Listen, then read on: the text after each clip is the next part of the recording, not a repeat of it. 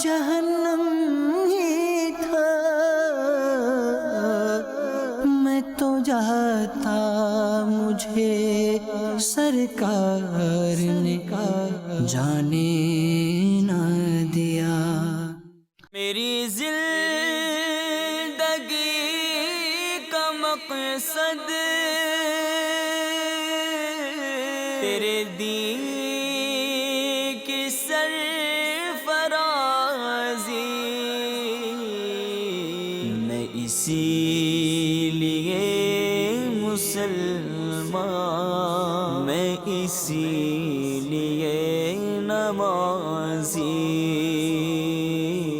میں اسی لیے مسلمان، میں اسی لیے نمازی۔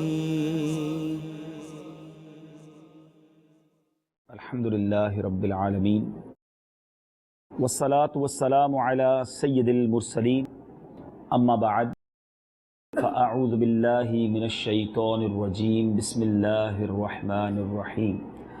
پڑھیے الصلاة والسلام علیک یا رسول اللہ وعلی آلک واصحابک یا حبیب اللہ، الصلاة والسلام علیک یا نبی اللہ وعلی آلک واصحابک یا نور اللہ۔ درود پاک پڑھنے کے بے شمار فضائل و برکات ہیں۔ درود پاک کب کب کہاں کہاں اور کیسے کیسے کام آتا ہے۔ ایک خوبصورت حدیث ہے، سرکار دو عالم صلی اللہ علیہ وسلم نے فرمایا، الصلاۃ علی نور یوم القیامت عند ظلمت الصراط۔ میرے آقا فرماتے ہیں کہ مجھ پر درود پڑھنا قیامت کے دن پل صراط کی تاریکی کے وقت نور ہوگا۔ پل صراط جو ہے، دنیا بھر میں کوئی بھی راستہ آسان جب پار کیا جا سکتا ہے، یا تو اس راستے پہ لائٹس لگی ہوئی ہوں، یا اجالا ہو، یا ہماری گاڑی میں یا ہماری سواری میں لائٹس ہوں، اندھیری رات ہو اور کوئی ایسا پل ہو نہ جس پر لائٹ ہو، اور آپ کے پاس بھی لائٹ نہ ہو تو کیسے پار ہوگا؟ اور پل صراط تلوار سے زیادہ تیز ہے اور بال سے زیادہ باریک ہے، اور یہ پل جہنم کے اوپر بنا ہوا ہے، اندھیرے میں ڈوبا ہوا ہے، گناہگار کٹ کٹ کر جہنم میں گر رہے ہوں گے۔ اس سے زیادہ دہشت ناک اور کون سا سفر ہوگا؟ اور یہ 2 کلومیٹر 4 کلومیٹر بڑا پل نہیں۔ پل صراط کے بارے میں احادیث میں یہ مضمون ملتا ہے، پل صراط 15,000 سال کی راہ ہے، 15,000 years، 5,000 برس لگیں گے اوپر چڑھنے کے لیے، 5,000 برس کی راہ ہے اس پل پر کراس کرنے کے لیے، and then 5,000 years، پھر 5,000 سال ہیں اس پل سے اترنے کے لیے۔ اتنا بڑا سفر، مگر اللہ کی رحمت جس کے ساتھ ہوگی، علماء فرماتے ہیں کچھ ایسے خوش نصیب بھی ہوں گے جو بجلی کی طرح گزر جائیں گے، کچھ پلک جھپکتے میں گزر جائیں گے، کچھ لڑکھڑاتے ہوئے گزریں گے، کچھ رینگتے ہوئے گزریں گے، اور کچھ ایسے بد نصیب بھی ہوں گے جو کٹ کر جہنم میں گر جائیں گے۔ یہ بڑا ہی خطرناک پل ہے، اور میرے آقا نے گویا پل صراط سے ایسا نہیں کہ کوئی بچ کر نکل جائے گا، there is no short cut، we have to cross، ہم سب کو برج آف صراط سے گزرنا ہے، مگر ہم میں سے کس نے اس کی فکر کی ہے؟ مگر نبی پاک علیہ الصلوۃ والسلام کیا فرماتے ہیں؟ قیامت کے دن مجھ پر درود پاک پڑھنا پل صراط کی تاریکی کے وقت نور ہوگا۔ اور آقا فرماتے ہیں جو یہ چاہتا ہے، جسے یہ پسند ہو کہ قیامت کے دن یہ نور اور اجر و ثواب پورا پورا ملے، تو اسے چاہیے کہ مجھ پر بکثرت درود بھیجے۔ تو قیامت کے دن ان نیکیوں کو، ان برکتوں کو، اس نور کو حاصل کرنے کا طریقہ یہ ہے کہ آپ دنیا میں اپنا معمول بنائیں، اپنی ہیبٹ بنائیں کہ کثرت کے ساتھ درود پاک پڑھیں۔ درود پاک پڑھنے والے انشاءاللہ پل صراط پر بھی ثابت قدم رہیں گے۔ اور یاد رہے، نبی پاک کی اس امت سے محبت دیکھیے کہ اتنا خطرناک پل ہے نا، میرے آقا وہاں کیا فرما رہے ہوں گے، آقا کا وہاں کیا کردار ہوگا؟ اللہ اکبر۔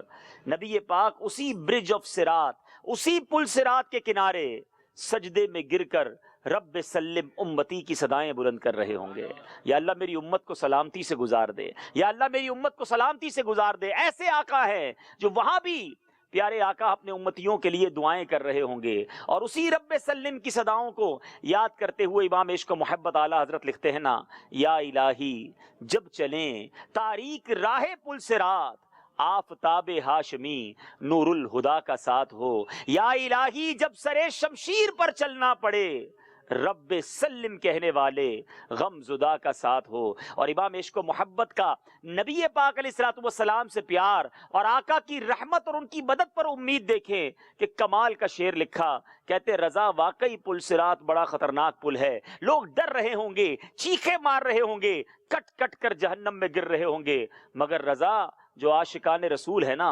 انہوں نے پل صراط سے گھبراتے ہوئے نہیں گزرنا، لڑکھڑاتے ہوئے نہیں گزرنا، اے رضا گزرنا ہے پل سے تو وجد کرتے ہوئے گزرنا ہے۔ اچھا وجد تو وہ کرتا ہے جو بڑا خوش ہو، دیر از نو ٹینشن، جس کو ٹینشن ہی نہ ہو، مگر امام عشق و محبت سمجھا رہے ہیں کہ امتی وجد کیوں نہ کرے، what is the reason behind it, اس کے پیچھے کیا ایسا ریزن ہے کہ امتی جھومتے ہوئے گزرے گا؟ فرماتے رضا پل سے آپ وجد کرتے گزریے کہ ہے رب سلم صدائے محمد، کہ سرکار اللہ کی بارگاہ میں امت کے لیے دعائیں کر رہے ہوں گے، اور آقا کی دعا رد نہیں ہوتی، وہ مقبول ہوتی ہے، تو ان کی دعائیں ساتھ ہے تو پھر کس بات کا ڈر ہے؟ تو اے میرے میٹھے اسلامی بھائیوں، جو آقا میدان محشر میں ہمیں یاد رکھیں، ان آقا کو ہم دنیا میں کیسے بھول جائیں؟ تو خدا را اپنی ہیبٹ بنائیں، چلتے پھرتے اٹھتے بیٹھتے درود پاک اپنا ورد رکھیں، پھر دیکھیں کیسے کام آسان ہوتے ہیں۔ آئیے مل کر محبت کے ساتھ با آواز بلند درود پاک پڑھ لیجئے، صلو علی الحبیب صلی اللہ تعالی علی محمد صلی اللہ علیہ وسلم۔ یہاں موجود اسلامی بھائی بھی نیت کریں، میں بھی نیت کرتا ہوں، مدنی چینل کے ناظرین بھی نیت کریں کہ ہم کم از کم ایٹ لیسٹ، علماء کہتے ہیں جو ڈیلی ایٹ لیسٹ 313 ٹائمز 313 مرتبہ درود پاک پڑھ لے، وہ کثرت کے ساتھ درود پاک پڑھنے والوں میں شامل ہو جاتا ہے۔ تو آپ بھی نیت کریں، میں بھی نیت کرتا ہوں، 15-20 منٹ سے زیادہ وقت نہیں لگتا، 313 بار درود پاک پڑھنے میں بہت تھوڑا ٹائم لگتا ہے۔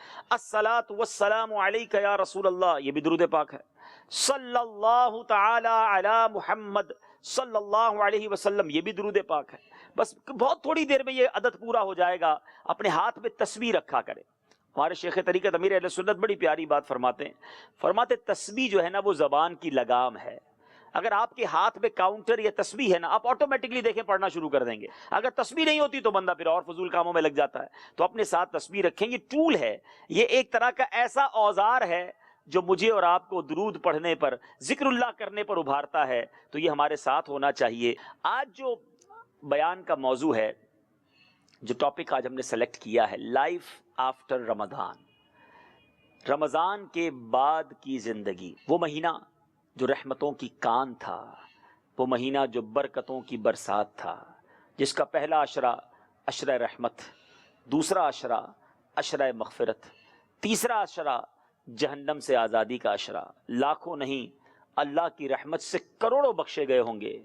اس مہینے کی اہمیت کو سمجھنے کے لیے یہی حدیث کافی ہے کہ نبی پاک علیہ الصلوۃ والسلام فرماتے ہیں کہ اگر میری امت کو پتہ ہوتا، حدیث کا مضمون ہے، اگر میری امت جانتی کہ رمضان کیا ہے تو تمنا کرتی کہ سارا سال رمضان ہوتا۔ مسجدیں آباد تھیں، رونق لگی ہوئی تھی، سحری کی رونقیں، افطاری کی برکتیں، افطار کے وقت دعاؤں کی رکتیں، کیا سما تھا، کیا عبادتیں تھیں، مگر ایسا کیا ہو گیا کہ اب مسجد ویران نظر آتی ہیں، اب مسلمان عبادتوں سے دور ہوتے نظر آتے ہیں۔ پورے مہینے میں جو کچھ کمایا تھا، ایسا لگ رہا ہے آہستہ آہستہ سب گوا رہے ہیں۔ اے میرے بیچے اسلامی بھائیوں، ٹرائی ٹو انڈرسٹینڈ، ہم صرف رمضان کے لیے مسلمان نہیں تھے، ہم صرف رمضان کے لیے نمازی نہیں تھے، ہم صرف رمضان کے لیے اللہ کے بندے نہیں تھے۔ یقیناً رمضان میں عبادتوں کا ذوق بڑھ جاتا ہے، اور اس کا بڑا پرٹیکولر ریزن ہے کہ جو ہمارا دشمن ہے، جو ہمارا اینیمی ہے، وہ بند تھا، شیطان کو قید کر دیا گیا تھا، وہی تو ہمیں عبادت سے روکتا ہے، وہی تو ہمیں گناہوں کی طرف لگاتا ہے، وہی تو ہمیں بری باتوں کی طرف ورگلاتا ہے۔ جب وہی بند تھا تو ہمارا رحمان سے ناطہ مضبوط ہو گیا تھا، ہم مسجدوں کی طرف جانے لگ گئے تھے، عبادت کا لطف آنے لگ گیا تھا۔ مگر ایسا کیا ہو گیا کہ ایک چاند نظر آتے ہی مسلمانوں نے مسجدیں آباد کر دیں، اور دوسرا چاند نظر آتے ہی مسجدیں ویران کر دیں۔ ایک چاند نظر آیا تو گویا ہم اللہ عز و جل کی بندگی میں لگ گئے، اور دوسرا چاند نظر آیا تو ہم اللہ کی نافرمانی میں لگ گئے۔ یاد رکھیے، ہم زبان سے نہیں کہہ رہے، مگر بدقسمتی کے ساتھ کہ ہم اپنے زبان قال سے نہیں مگر زبان حال سے یہ میسج دے رہے ہیں کہ شیطان تو بند تھا تو ہم اللہ کی مان رہے تھے، اب تو باہر آ گیا ہے، ہم تیرے ساتھ ہیں۔ سوچے وہ لوگ کہ یہ کس طرح کا میسج کنوے ہو رہا ہے، حالانکہ قرآن پکار پکار کر کہہ رہا ہے اِنَّهُ لَكُمْ عَدُوٌّ مُبِينٌ، بے شک شیطان تمہارا کھلا دشمن ہے، مگر ہم نے شیطان کے ساتھ ایسا لگتا ہے دوستی لگائی ہوئی ہے۔ ہو سکتا ہے کوئی کہے کہ بڑی عجیب بات کر دی آپ نے، شیطان سے دوستی کون لگاتا ہے؟ میں نے کہا نا، ہم کچھ چیزیں بیان نہیں کرتے، زبان سے نہیں کہتے، مگر ہمارا ایٹیٹیوڈ، ہمارا انداز بتا رہا ہے کہ ہم شیطان کی کتنی بات مانتے ہیں۔ اپنے آپ سے پوچھئے نا، جس کی نمازیں قضا ہو رہی ہیں، کیوں قضا ہو رہی ہیں؟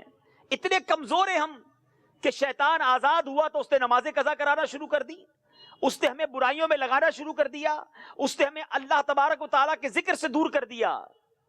میرے میٹھے اسلامی بھائیوں، یہ ہم گویا اپنے ایٹیٹیوڈ سے میسج دے رہے ہیں کہ ہم شیطان سے دوستی لگا بیٹھے ہیں، شیطان کی باتیں ماننے والے بن گئے ہیں۔ آج کے اس مختصر سے بیان میں سب سے پہلے تو یہ ریئلائز کرنا ہوگا کہ شیطان سے بڑا ہمارا دشمن کوئی نہیں ہے، اور دوسری بات، ہمیں اپنے دشمن کے بارے میں پتہ بھی ہونا چاہیے۔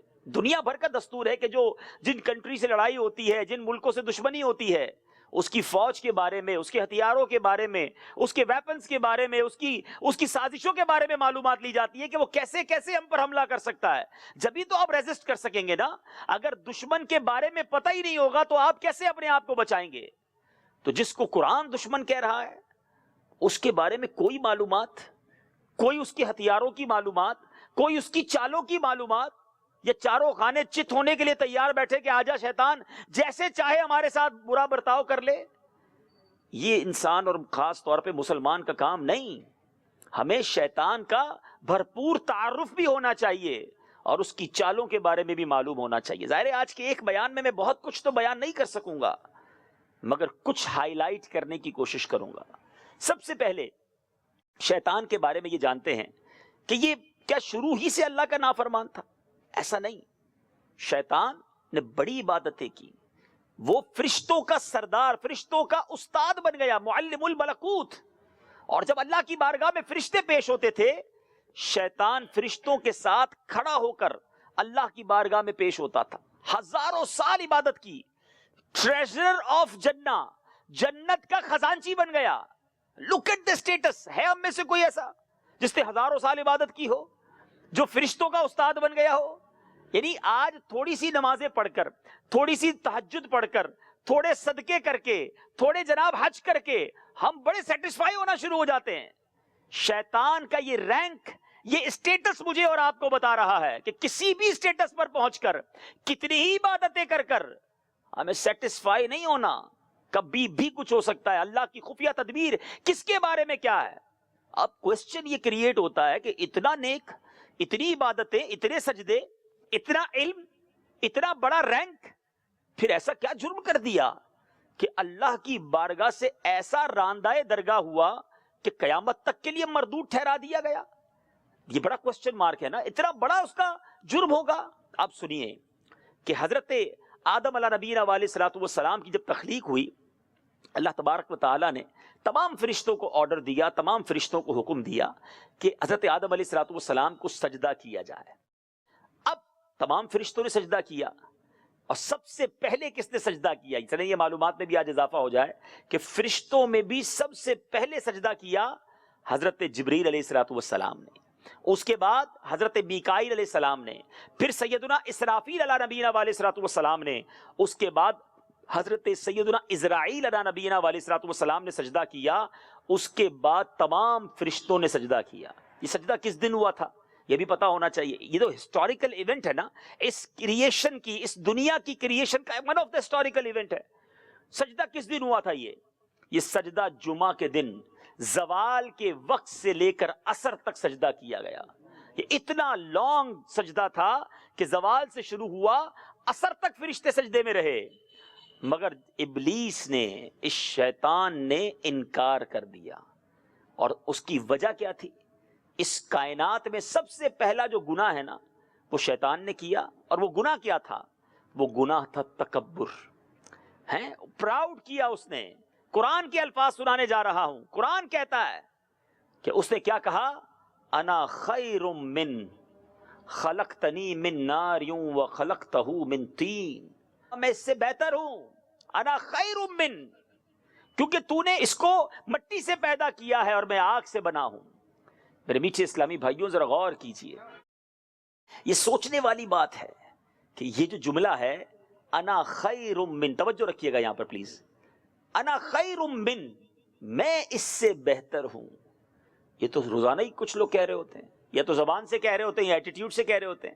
جس شیطان نے ایک بار یہ کہا کہ میں اس سے بہتر ہوں، اس کی ساری عبادتیں، ساری ریاضتیں، سارا رینک برباد ہو گیا۔ اور جو روز کہتا ہے میں اس سے بہتر ہوں، میں امیر ہوں یہ غریب ہے، میں خوبصورت ہوں یہ بدصورت ہے، میں عزت والا ہوں یہ بے عزت ہے، میرا خاندان بہت بڑا ہے یہ تو جناب کمزور خاندان والا ہے، میں گاڑی والا ہوں یہ رکشے والا ہے، کسی نہ کسی طریقے سے جو بندہ اپنے آپ کو سپیریئر سمجھ رہا ہے، یہ تو وہی تو جرم ہے جو شیطان نے کیا تھا۔ اس نے تو ونس ان اے لائف کیا، برباد ہو گیا۔ جو روز کر رہا ہے وہ اللہ کو کیا جواب دے گا؟ اب آئیے شیطان کے بارے میں آپ نے سن لیا کہ وہ برباد ہوا۔ قرآن کہتا ہے، اللہ تبارک و تعالیٰ نے اس تکبر کی بنا پر اس سے کیا فرمایا؟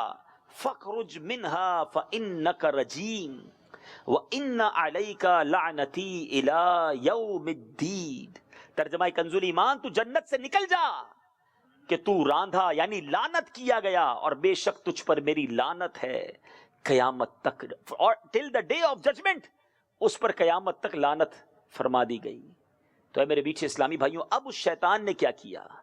اب اس شیطان نے گویا اللہ تبارک و تعالیٰ کی بارگاہ میں چیلنج دیا کہ اب میں تیرے بندوں کو بہکاؤں گا۔ اور اب اس نے، ذرا غور کیجئے گا اب میں جو مکالمہ بیان کرنے جا رہا ہوں، اور اللہ تبارک و تعالیٰ نے جب شیطان کو مردود کیا نا، تو شیطان نے کیا کہا کہ الہی تو بنی آدم میں پیغمبروں کو بھیجے گا اور اپنی کتابیں نازل کرے گا، میرے بھی پیغمبر ہونے چاہیے، میری بھی کتابیں ہونی چاہیے، میں تیرے، یعنی اللہ تبارک و تعالیٰ کا دشمن ہے نا شیطان، اللہ سے دور کرنے کی کوشش کرتا ہے۔ ایک حزب اللہ ہے، اللہ والوں کی جماعت ہوتی ہے، اور ایک حزب الشیطان جو شیطان کی راہ پر چلنے والے ہیں۔ شیطان کہتا ہے یا اللہ تیری طرف بلانے والے پیغمبر بھی، تیری طرف بلانے والوں کے پر کتابیں بھی نازل ہوں گی، میرے بھی پیغمبر ہونے چاہیے، میری بھی کتابیں ہونی چاہیے۔ اللہ غنی، اللہ تبارک و تعالیٰ نے فرمایا کاہن اور نجومی تیرے پیغمبر ہوں گے، اور عرض کیا میری کتاب، فرمایا خیالی تک بندی اور جھوٹے شعر تیری کتابیں ہوں گی۔ یہ طرح طرح کے جو جھوٹے اشعار اور معاذ اللہ کفریہ کلمات پر مشتمل اشعار جو گنگناتے پھرتے ہیں اور مزے اڑاتے پھرتے ہیں، سنو یہ شیطان کی کتابیں ہیں۔ اب عرض کیا میرا مؤذن کون ہوگا؟ فرمایا راگ اور گانا تیرا مؤذن ہوگا۔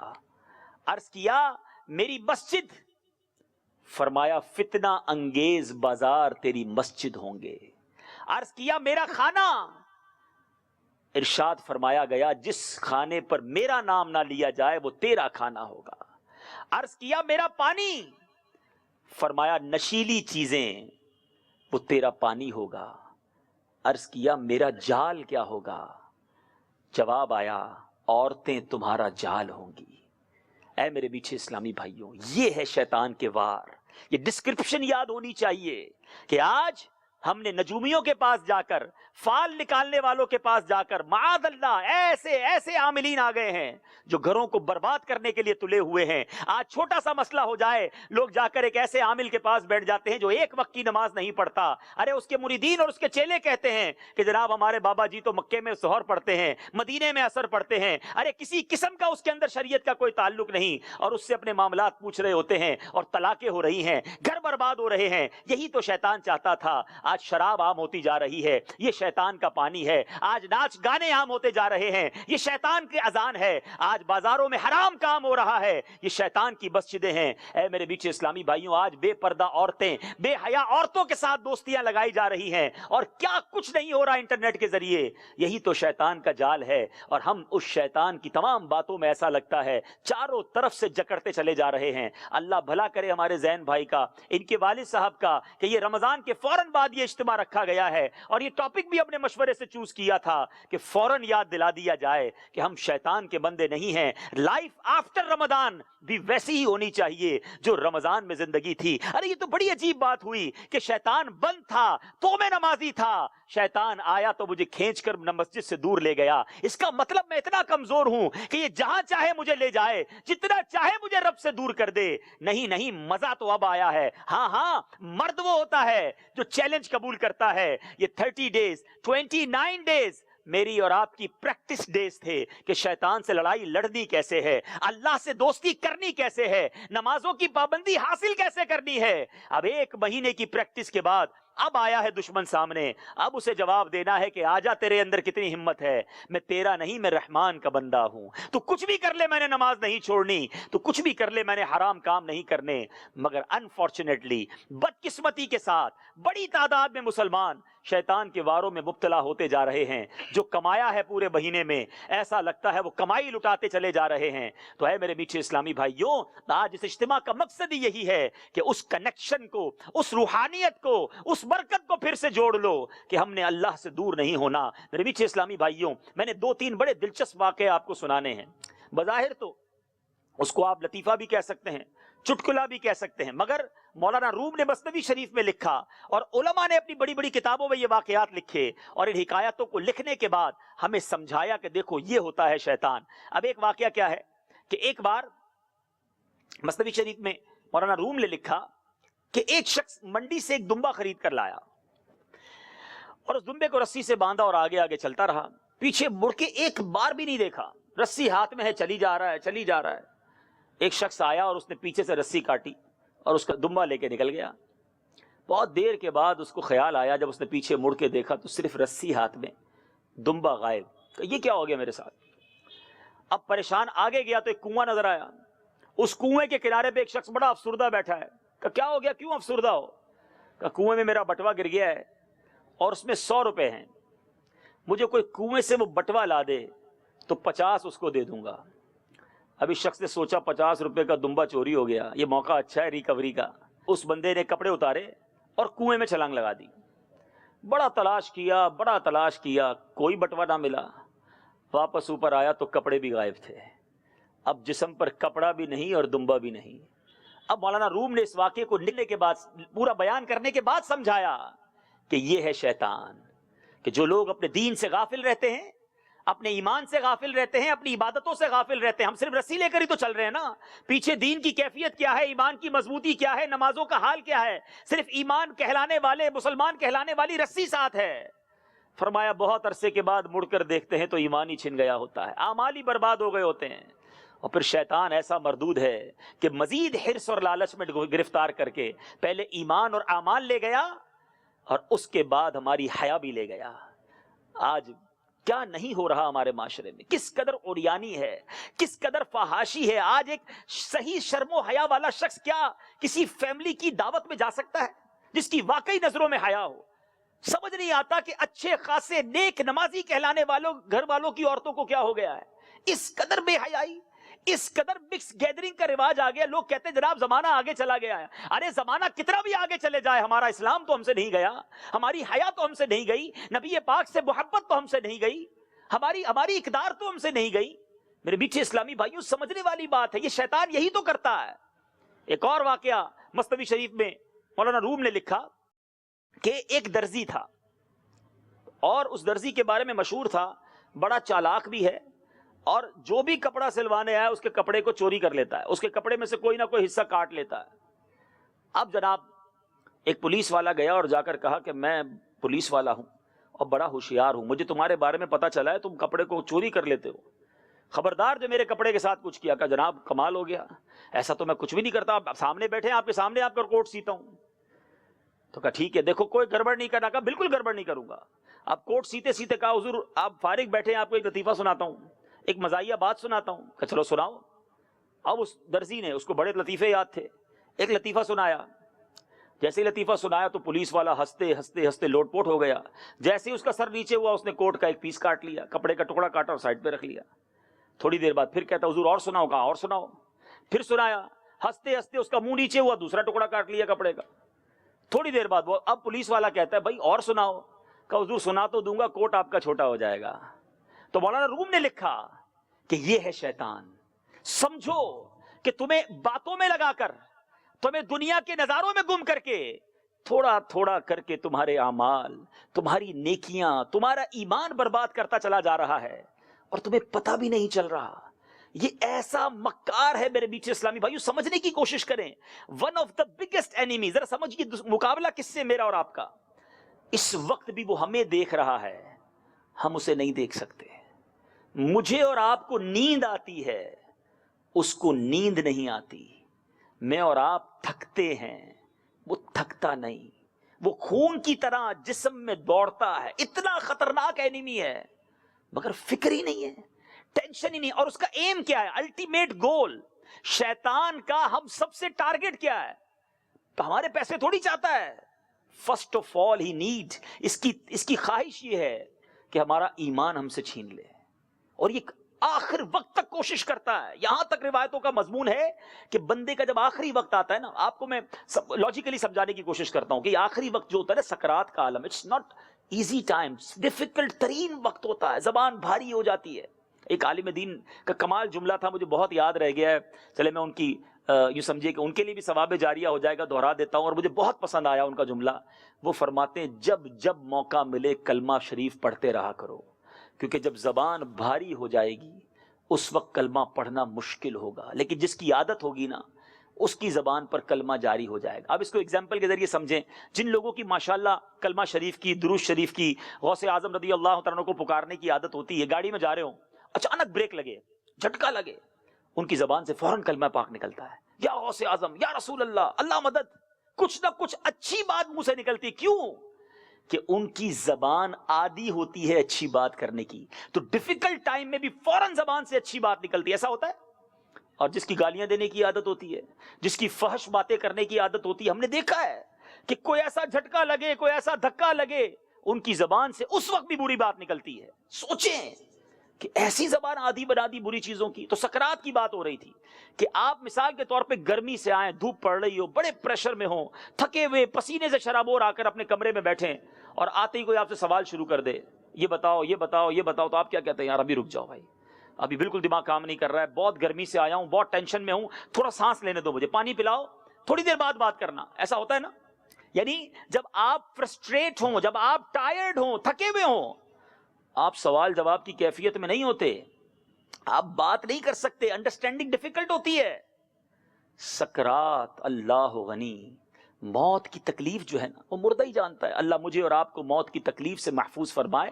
ورنہ روایتوں کا مضمون ہے کہ موت اس سے زیادہ سخت ہے کہ بندے کو تلواروں سے کاٹا جائے، چیرا جائے. موت اس سے زیادہ سخت ہے کہ اسے ہانڈی میں ابالا جائے. اب ایسی حالت میں بھی مردود کیا کرے گا؟ بندے کے سامنے آ جائے گا اور کسی مرحوم کی شکل میں آئے گا. کسی کے باپ کا انتقال ہو گیا نا، اس کی شکل میں آئے گا، والدہ کی شکل میں آئے گا، ماموں دادا دادی کی شکل میں آئے گا جس کا انتقال ہو گیا، اور آ کر کہے گا کہ بیٹا مرنے کے بعد ہمیں پتا چلا کہ اسلام صحیح مذہب نہیں ہے، تو اسلام سے پھر جا. معاذ اللہ، جس کا ایمان کمزور رہا، جو شیطان کی باتیں زندگی میں بھی مانتا رہا، ڈر ہے کہ آخری وقت اس کی بات مان کر اپنا ایمان کھو دے گا. اعلیٰ حضرت نے یہی بات تو سمجھائی ہے. کاش سمجھیں ہم. سونا جنگل، رات اندھیری، چھائی بدلی کالی ہے، سونے والوں جاگتے رہیو، چوروں کی رکھوالی ہے. یہاں شیطان نے اپنے چیلے چپاٹے چھوڑے ہوئے ہیں. عجیب سما ہے کہ ہم اسلام دیکھیں نا. اب یہ ماشاءاللہ گھر ہے، آپ کو گھر بنانا، آپ کس سے بناتے ہیں؟ بلڈر سے بناتے ہیں یا موچی سے بناتے ہیں؟ بلڈر سے بناتے ہیں نا. آپ کو دوائی لینی ہو تو ڈاکٹر کے پاس جاتے ہیں یا دودھ والے کے پاس جاتے ہیں؟ ڈاکٹر کے پاس جاتے ہیں. اچھا جناب، گاڑی خراب ہو جائے تو آپ سوچے چلو یار آج گاڑی خراب ہوئی ہے، میکینک کے بجائے میں ایسا کرتا ہوں مسجد کے امام صاحب کے پاس چلا جاتا ہوں. آپ کہیں گے امام صاحب دعا تو کر دیں گے، گاڑی میکینک نہیں بنانی ہے.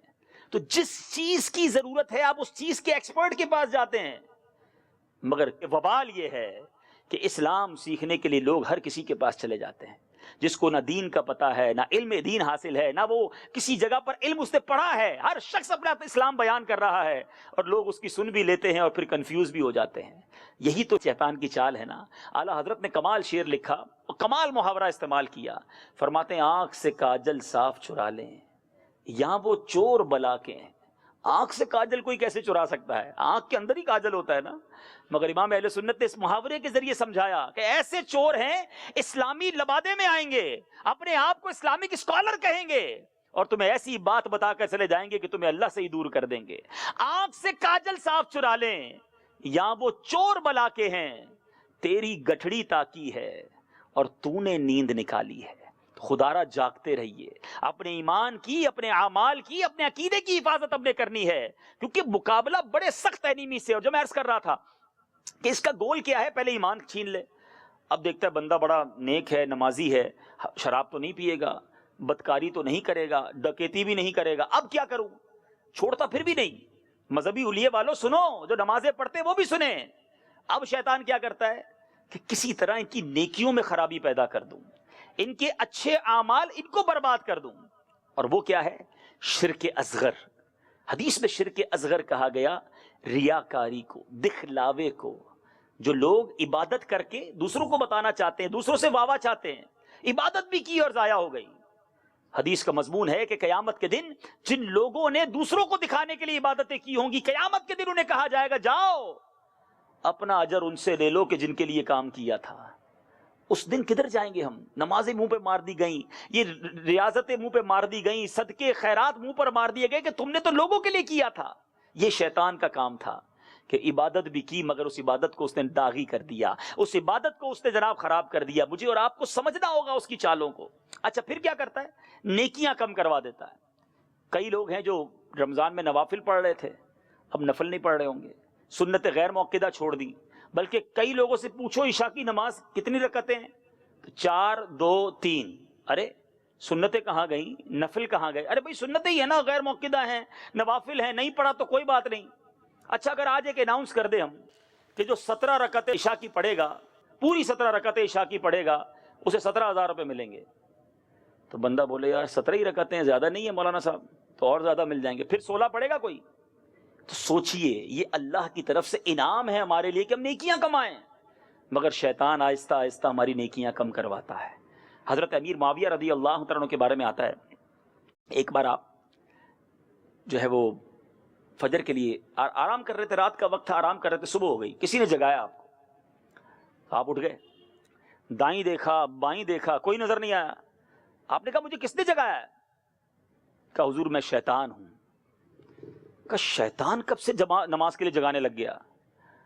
حضور بات یہ ہے کہ کچھ عرصہ پہلے آپ فجر میں لیٹ اٹھے تھے، آپ کی جماعت چلی گئی، جماعت کے جانے کی بنا پر آپ نے اتنا افسوس کیا، آپ اللہ کی بارگاہ میں اتنا روئے کہ میں نے فرشتوں کو گفتگو کرتے ہوئے سنا کہ اللہ نے آپ کے اس افسوس کی برکت سے آپ کو 70 جماعتوں کا ثواب عطا کر دیا.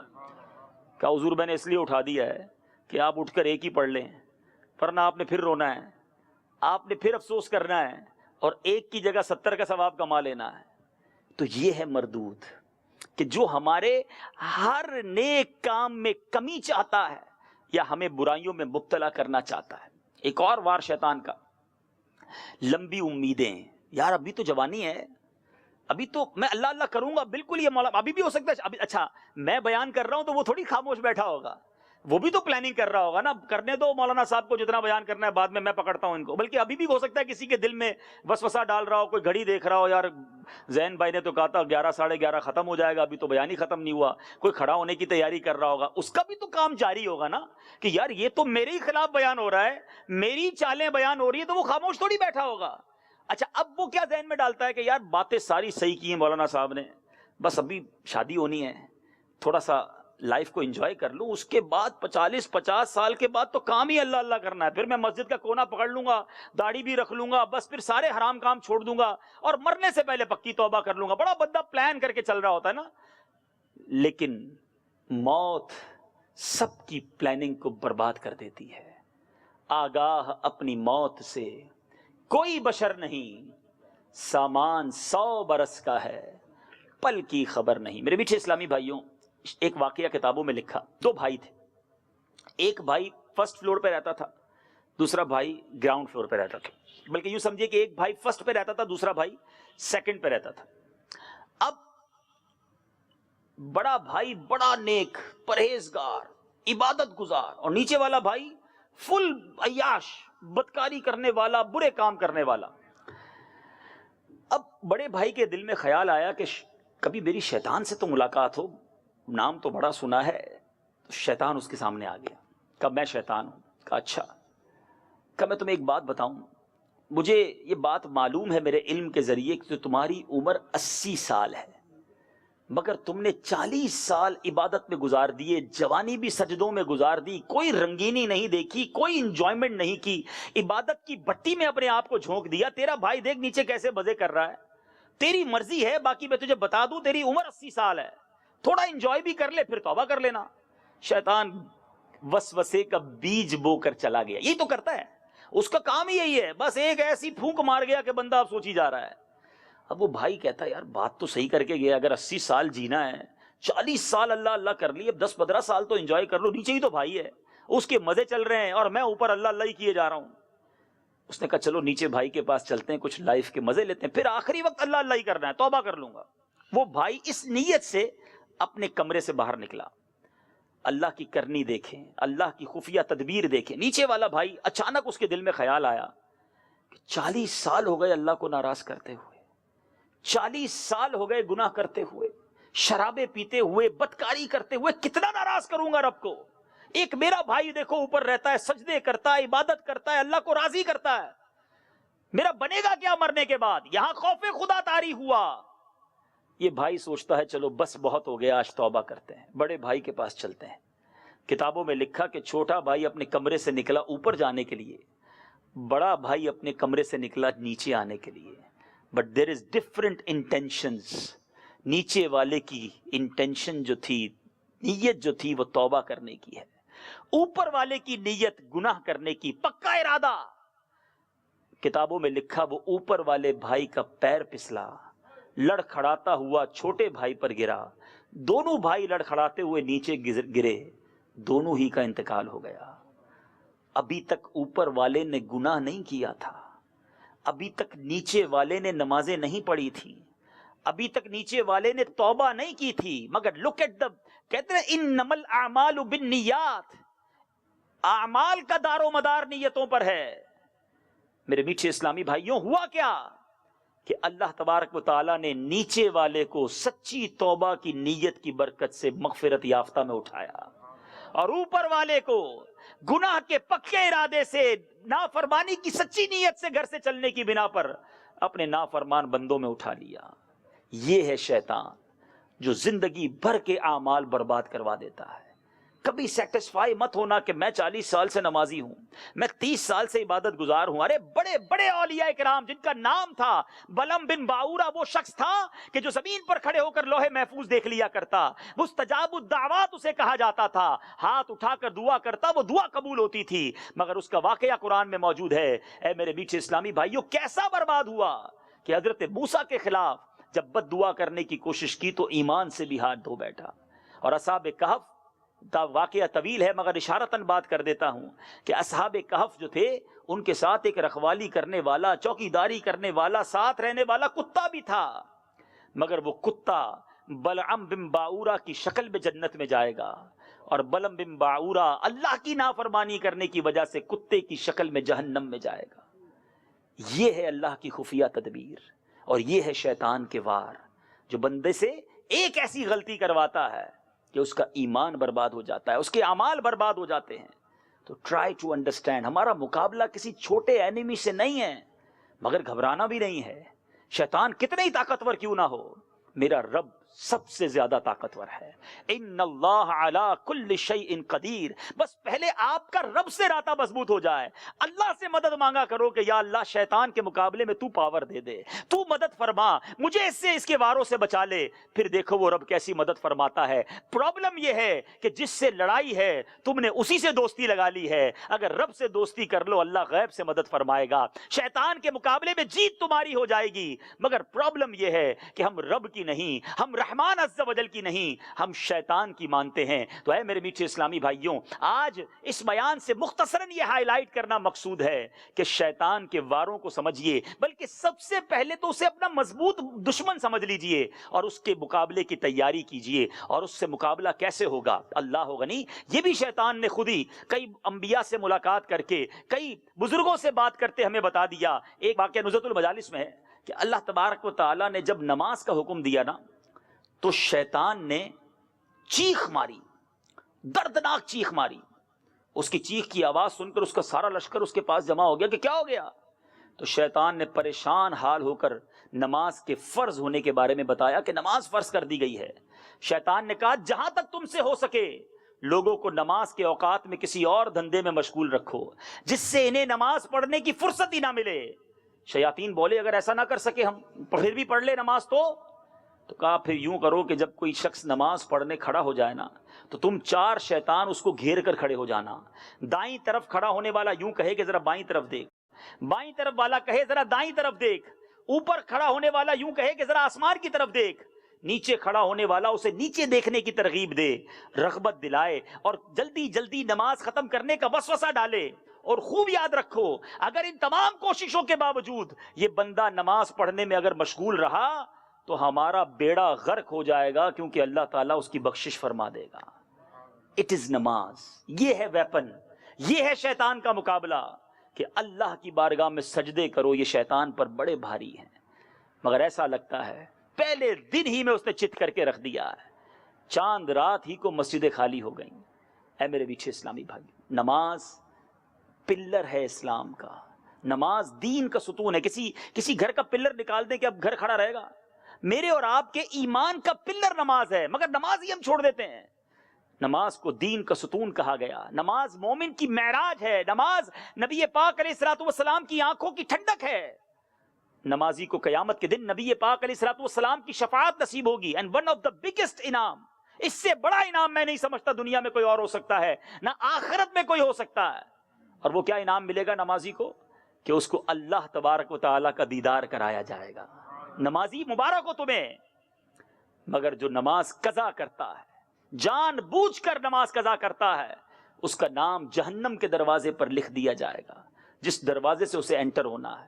اس کی قبر, حدیث کے الفاظ ہیں کہ بے نمازی کو قبر اس طرح دبائے گی کہ اس کی پسلیاں ٹوٹ پھوٹ کر ایک دوسرے میں پیوست ہو جائیں گی.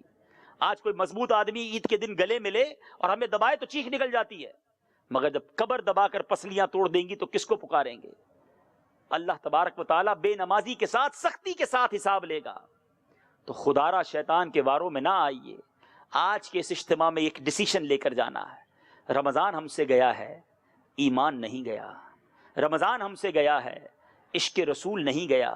رمضان ہم سے گیا ہے, اللہ سے ہمارا تعلق ہم سے نہیں گیا. ہم صرف رمضان کے مسلمان نہیں, بس آج ایک پکی سچی نیت کر کے جاؤ کہ انشاءاللہ آج کے بعد ہماری کوئی نماز قضا نہیں ہوگی. آج کے بعد انشاءاللہ گناہوں کے قریب بھی نہیں جائیں گے. اور جو گناہ کر رہا ہے, مجھے سارے گناہ گنوانے کی بھی ضرورت نہیں. اگر کوئی حرام روزی کما رہا ہے, کوئی حرام چیزوں کو دیکھ رہا ہے, کوئی حرام چیزوں کو سن رہا ہے, کوئی حرام بول رہا ہے, توبہ کر لے. کیونکہ ہم شیطان کی باتوں میں کیسے آ جائیں اور رحمان عز و جل سے کیوں دور ہو جائیں, اس کے وار ہی یہی ہیں کہ ہمیں گناہوں میں مبتلا کر کے جہنم کی طرف لے جائے. انشاءاللہ جنت ہمارے آقا کی ہے. اللہ کی رحمت سے جنت کی جو ملکیت ہے, جنت کا مالک جو ہے نبی پاک علیہ الصلوۃ والسلام کو رب نے بنایا ہے. تو اللہ کی رحمت سے نبی پاک کے امتی ہیں ہم رسول اللہ کے, جنت رسول اللہ کی. ہم انشاءاللہ جنت میں جائیں گے, لیکن نبی پاک کی سنتوں پر عمل کر کے اور نمازیں پڑھ کے اور گناہوں سے بچ کر جائیں گے. اب آخری باتیں تو سمجھ آ رہی ہیں اور نیت بھی آپ نے کر لی ہے, مگر اس پر پنکچوالٹی کیسے حاصل ہوگی؟ اس کو کنفرم ہم کیسے کر سکتے ہیں کہ جو آج میں نے نیت کی ہے وہ کل سے ہونا بھی شروع ہو جائے گا؟ نیتیں تو بہت ساری کی، پہلے بھی کی ہیں. تو اس کے لیے کچھ اسٹیپ فارورڈ کرنا ہوگا. مثال دیتا ہوں، ہمیں مسجد میں ایک بچہ ملے، آپ روز نماز پڑھنے جائیں اور ایک بچہ ملے اور کہے کہ جناب دعا کر دیں حضرت میں میٹرک میں پاس ہو جاؤں. دوسرے دن نماز پڑھنے جائیں، پھر ملے کہ حضرت دعا کر دیں میٹرک میں پاس ہو جاؤں. تیسرے دن امام صاحب کو بھی کہ امام صاحب ذرا نماز کے بعد دعا کر دیں کہ میں میٹرک میں پاس ہو جاؤں. چوتھے دن کوئی اس بچے سے پوچھ لے بیٹا یہ بتاؤ کون سے اسکول میں پڑھتے ہو، تو بچہ جواب دے میں تو اسکول میں پڑھتا ہی نہیں ہوں. اب آپ کیا کہیں گے؟ یار کمال آدمی ہو، روز ہم سے کہتے ہو میٹرک پاس ہونے کی دعا کر دیں، اسکول میں ہی داخلہ نہیں لیا، پھر کیسے پاس کرو گے میٹرک؟ ہم میں سے بہت سو کا حال پتہ ہے کیا ہے؟ ہم سارے کہتے ہیں دعا کریں نیک بن جاؤں، دعا کریں میں اچھا انسان بن جاؤں. بہت اچھی بات ہے. اچھا انسان بننے کے لیے آپ نے کیا کیا ہے؟ آپ نے کون سا اسٹیپ فارورڈ کیا ہے؟ کون سے اسکول میں داخلہ لیا ہے؟ اب بات سمجھ رہے ہیں؟ میں کچھ نہ کروں، میرا کوئی پلان نہیں نماز پڑھنے کا، میرا کوئی پلان نہیں فلمیں چھوڑنے کا، میرا کوئی پلان نہیں حرام روزی چھوڑنے کا، میرا کوئی پلان نہیں سنت پر عمل کرنے کا. ہاں تمنا رکھتا ہوں نیک ہو جاؤں. اب اس میں کوئی لاجک بنتی ہے؟ ہمیں پہلے کوئی اسٹیپ اٹھانا چاہیے. پہلے ہم نماز شروع کریں، پھر اللہ سے دعا کریں یا اللہ کرم فرما نماز کا پابند بنا دے. ہم ایک گناہ چھوڑیں جو واقعی میرے لیے ڈیفیکلٹ تھا کہ میوزک سنے بغیر نیند نہیں آتی تھی، مگر آج رات میوزک نہ سن کر اللہ سے دعا کروں اللہ آج رات میں نے کیا ہے، باقی راتوں پر تو استقامت دے دے. یا اللہ میں فلمیں دیکھے بغیر نہیں سو سکتا تھا، آج میں نے ٹی وی نہیں آن کیا ہے، مالک تو مجھے مدینے کی یادوں میں کھونے والی نیند عطا فرما دے. ہم دعا تو کریں نا، مگر ایک اسٹیپ فارورڈ بھی تو کریں. اللہ کی رحمت کی طرف ایک قدم بڑھاؤ، پھر دیکھو میرے مولا کی رحمت کیسے دوڑتی ہوئی تمہاری طرف آتی ہے، اپنی رحمت کے سائبان میں کیسے تمہیں چھپاتی ہے. یہ پہلے مجھے اور آپ کو ڈیسائیڈ کرنا ہوگا کہ مجھے جنت کی طرف قدم بڑھانا ہے کہ نہیں، رحمت الہی کی طرف آگے بڑھنا ہے کہ نہیں، کہ فقط سوچتا ہی رہوں گا کہ نیک بن جاؤں، گناہ چھٹ جائیں. سوچنے سے نہیں، کچھ کرنے سے ہوگا. کیجئے پھر دعا کیجئے، دیکھیں کیسے برکتیں ملتی ہیں. اور میرے میٹھے اسلامی بھائیوں، اس کے لیے سب سے پہلا کام ہمیں انوائرمنٹ تبدیل کرنا ہوگا. اس وقت بہت سارے بھائی میرے بیٹھے ہیں، میں اتنے سارے اسلامی بھائیوں سے ایک سوال کرنا چاہتا ہوں. کسی کے ذہن میں اس وقت کسی فلم دیکھنے کا خیال آ رہا ہے؟ نہیں آ رہا ہوگا. کسی کا اس وقت معاذ اللہ کوئی حرام کام کرنے کا جی چاہ رہا ہے؟ نہیں چاہ رہا ہوگا. کیوں؟ یہ انوائرمنٹ ہمیں اللہ اور اس کے رسول کی باتیں سننے پر مجبور کر رہا ہے، آخرت کے بارے میں سوچنے پر مجبور کر رہا ہے، کچھ نیک عمل کے بارے میں ریئلائز کرنے پر مجبور کر رہا ہے. وائے ہم ایک اچھے ماحول میں بیٹھے ہیں اور یہ ماحول ہم سب پر اثر انداز ہو رہا ہے. یہاں سے اٹھیں، تھوڑی دیر بعد ایسی جگہ جائیں جہاں جناب ڈانس ہو رہا ہو، میوزک چل رہا ہو، کوئی کلب کی باتیں ہو رہی ہوں، کوئی برے برے لطیفے سنائے جا رہے ہوں، تھوڑی دیر میں انسان گناہوں کی طرف منہ ہو جائے گا. تو اس کا مطلب یہ ہوا کہ انوائرمنٹ جو ہے، صحبت جو ہے، ماحول جو ہے، وہ انسان پر اثر انداز ہوتا ہے. اگر واقعی میں نے ڈیسائیڈ کر لیا ہے کہ مجھے نیک بننا ہے، میں نے شیطان کی باتوں میں نہیں آنا، تو I have to change my environment, مجھے اپنے ماحول کو تبدیل کرنا ہوگا. تو اس کے لیے ہمیں اچھے دوست تلاش کرنے ہوں گے، اچھا ماحول ڈھونڈنا ہوگا. میں شرابیوں کے ساتھ رہ کر نمازی نہیں بن سکوں گا، میں نمازیوں کے ساتھ رہ کر نمازی بن سکوں گا. میں سنتوں کے پابند لوگوں کے ساتھ رہ کر سنتوں کا پابند بن سکوں گا. میں عاشق رسول کے ساتھ رہ کر عشق رسول میں آنسو بہا سکوں گا. میں مدینے کی یاد میں تڑپنے والے کے ساتھ رہوں گا تو مجھے بھی مدینے کی یاد آئے گی. یہ دنیا کا بڑا لاجیکلی آنسر ہے. تو اگر آپ نے ڈیسائیڈ کرنا ہے، ٹریک آپ نے سیٹ کرنا ہے کہ جانا کدھر ہے، جنت کی طرف جانا ہے، مدینے کی طرف جانا ہے، اللہ کے فضل و رحمت کی طرف جانا ہے، تو اس شاہراہ پر قدم رکھنا ہوگا. جہنم پر لے جانے والے بہت سارے راستے کھلے ہیں. خدارا میرے میٹھے اسلامی بھائیوں، ڈیسائیڈ کیجئے. اور آپ کے سامنے دعوت اسلامی کا مدنی ماحول ہے جہاں ہزاروں نہیں، لاکھوں نہیں، کروڑوں نوجوانوں کی تقدیریں بدلی ہوئی ہیں، جو ساری زندگی جناب عیاشی کرنے والے، برائیاں کرنے والے تھے، آج اللہ اور اس کے رسول کا ذکر کرنے والے بن گئے. جو دنیا کے نظاروں کے لیے بے چین رہتے تھے، آج ان کی آنکھیں عشق مدینہ میں روتی ہیں. وہ لوگ جو عجیب و غریب ناول پڑھ کے رات کو سویا کرتے تھے، آج روزانہ رات سورہ ملک کی تلاوت کر کے آرام کرتے ہیں، قرآن پاک کی تلاوت سے اپنی زبانوں کو ترک کرتے ہیں. تو آپ بھی، میں نہیں کہتا سب کچھ چھوڑ کر آپ فقط دعوت اسلامی کے مدنی ماحول میں بیٹھ جائیں. ایٹ لیسٹ 2 بار دیکھیں، موبائل کی بیٹری بھی جب ڈاؤن ہوتی ہے تو کسی نہ کسی چارجر کے ساتھ تو پلگ ان کرتے ہیں نا، ہیں کہ چلو یار چارج ہو جائے گی تو پھر چلتی رہے گی. رمضان میں 30 ڈیز چارج کیا ہے، اب ایسا لگ رہا ہے کہ بیٹری ڈاؤن ہو رہی ہے، تو ویکلی 2 چارجنگ پروگرام آپ کو دے دیتا ہوں. صرف 4 گھنٹے دے دیں مجھے، صرف 4 گھنٹے اپنی آخرت کے لیے. 2 گھنٹے جمعرات کی رات دے دیں اور 2 گھنٹے ہفتے کی رات دے دیں. ان 2 گھنٹوں میں کیا ہوگا؟ جمعرات کی رات دعوت اسلامی کے 12 مقامات پر کراچی میں سنتوں بھرے اجتماعات ہوتے ہیں. لیکن ابھی بھی آدھا پونا گھنٹہ ہو گیا ہوگا بیان سنتے سنتے. کچھ تو ریئلائز ہو رہا ہے نا, دل کے دروازے پر کوئی تو دستک ہو رہی ہے. اگر ہر جمعرات کی دستک ہوتی رہی تو ہمارے دل کا رحمت والا دروازہ کھل جائے گا, ہمارے دل میں بھی اللہ کا نور داخل ہو جائے گا. بس دستک ہونے کی دیر ہے. کنٹینیو آئیں, ہر جمعرات کو 2 گھنٹے دیجیے.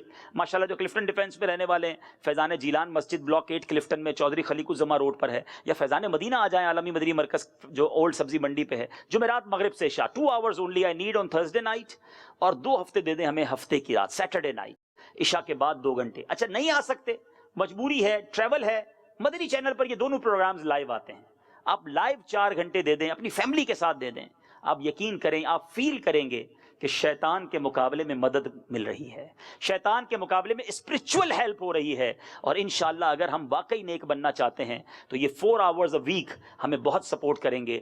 اللہ تبارک و تعالیٰ سے دعا ہے رب کریم ہمیں پورا سال نمازیں پڑھنے کی توفیق عطا فرمائے, پورا سال تلاوت قرآن کرنے کی توفیق عطا فرمائے, پورا سال درود پاک پڑھنے کی توفیق عطا فرمائے, اور پورا سال شیطان کو ہرانے کی توفیق عطا فرمائے. یہ کیسا مسلمان ہے جو شیطان سے ہار جائے؟ نہ زندگی میں ہاروں گا, نہ مرتے وقت ہاروں گا, بلکہ ایمان سلامت لے کر ہم انشاءاللہ دنیا سے جائیں گے اور اللہ کی رحمت سے نبی پاک کے پیچھے پیچھے جنت میں جائیں گے.